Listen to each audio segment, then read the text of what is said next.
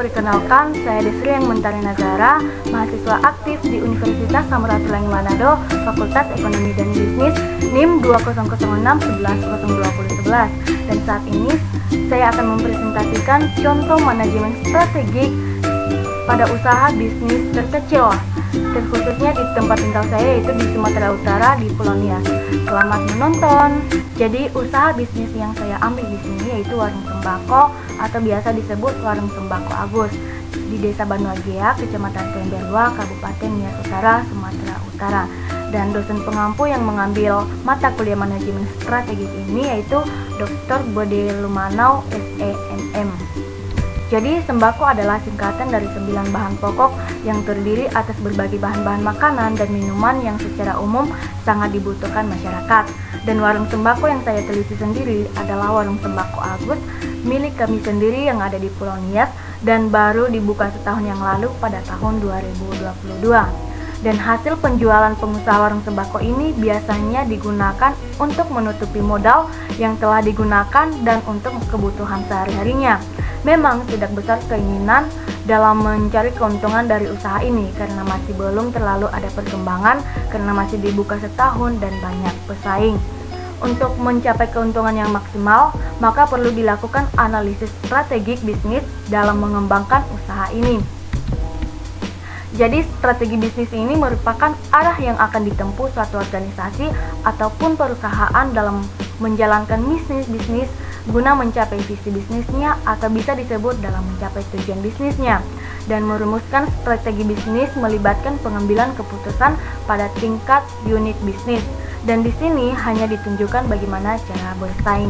Jadi dari latar belakang di atas dapat disimpulkan rumusan masalahnya yaitu bagaimana pengembangan strategik terhadap usaha kecil untuk tetap bertahan dan bersaing di pasar dalam waktu yang lama. Jadi dengan usaha bisnis kami ini, visinya yaitu menjadi kebutuhan pokok semua orang dapat terpenuhi serta mengembangkan usaha ini hingga dapat membuka sebuah toko yang besar di Pulau Nias. Dan sebagai misinya yaitu yang pertama, memberikan pelayanan yang terbaik kepada konsumen, dapat diterima dengan baik oleh masyarakat, mendapatkan kepuasan dari masyarakat, dan memperoleh keuntungan. Dan di sini juga ada analisis lingkungan internal maupun eksternal. Analisis lingkungan internalnya yaitu ada pemasaran. Analisis konsumen dari warung sembako ini ialah konsumen datang sendiri ke warung. Dan promosi produk yang digunakan warung sembako ini menggunakan metode pemasaran konvensional. Dalam segi transaksi biasanya ada juga yang ngutang. Dan dari segi keuangan, modal warung sembako ini adalah investasi sendiri dan dibantu dengan modal arisan. Jadi modal yang dibutuhkan dalam mendirikan warung ini, sembako ini cukup. Dan fungsi keuangan dijalankan langsung oleh pemilik warung dan sumber pendapatan harian diatur oleh keluarga. Yang ketiga yaitu produk dan operasional.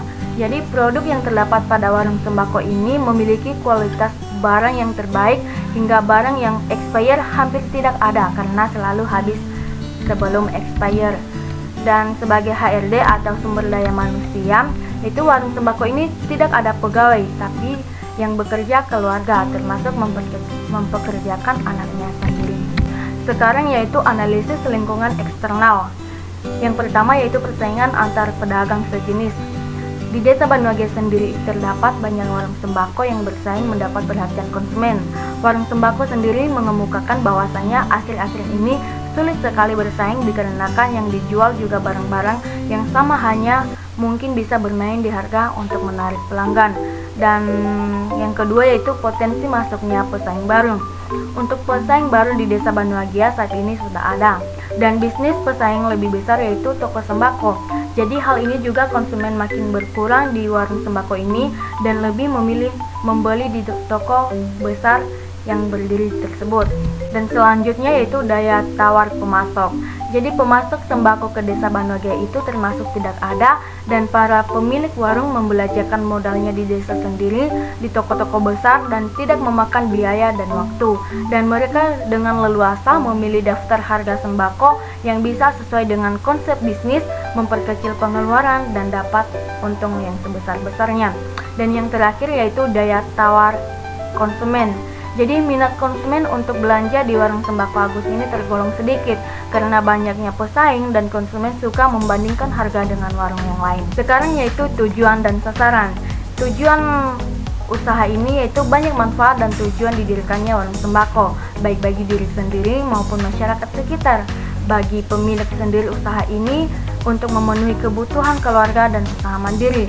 Selain itu juga untuk menerapkan kemampuan berwirausaha, mendapatkan penghasilan, memenuhi kebutuhan masyarakat, memudahkan masyarakat membeli kebutuhan sehari-hari agar lebih dekat. Sebagai sasarannya yaitu wilayah yang harus dijadikan tempat usaha yaitu wilayah desa sendiri.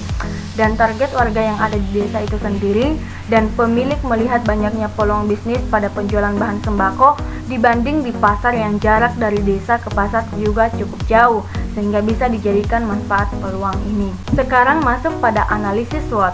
Sebagai kekuatan usaha ini yang pertama yaitu perusahaan sudah memiliki konsumen atau pelanggan tetap.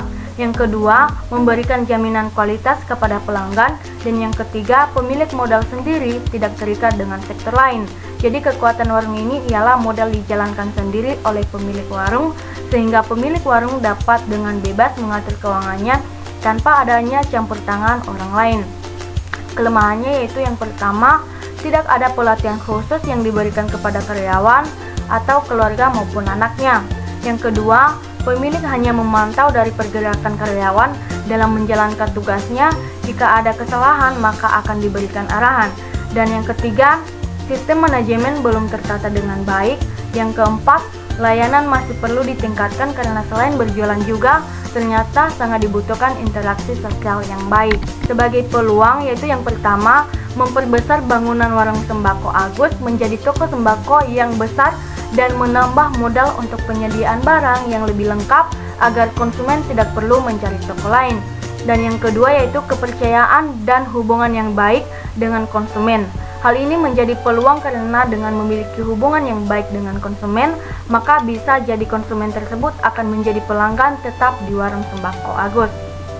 Sebagai ancamannya yaitu yang pertama, banyaknya warung sembako yang muncul membuat pelanggan semakin sedikit.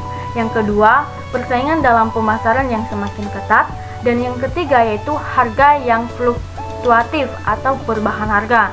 Jadi produk sembako sering kali memiliki harga yang fluktuatif tergantung pada musim dan pasokan. Jadi hal ini dapat mempengaruhi margin keuntungan warung atau toko sembako jika tidak diatur dengan baik. Jadi kesimpulannya, berdasarkan pemaparan analisis strategi bisnis pada warung sembako Agus, maka dapat disimpulkan yaitu sebagai berikut. Kondisi lingkungan internal. Dari sudut pandang internal, warung sembako Agus ada kekuatan maupun kelemahan.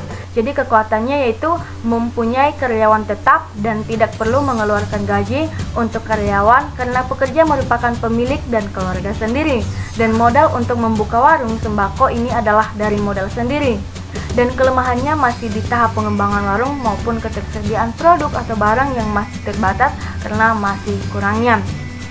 Dan yang kondisi lingkungan eksternal yaitu kondisi lingkungan yang masih mempengaruhi warung sembako ini adalah persaingan antara perdagangan sejenis dan potensi masuknya pesaing baru karena munculnya celah-celah kelemahan yang diciptakan oleh pedagang yang sudah ada sehingga banyak yang berencana untuk melirik bisnis tersebut dan bersaing dalam segi pelayanan dan interaksi sosial dalam perebutan konsumen.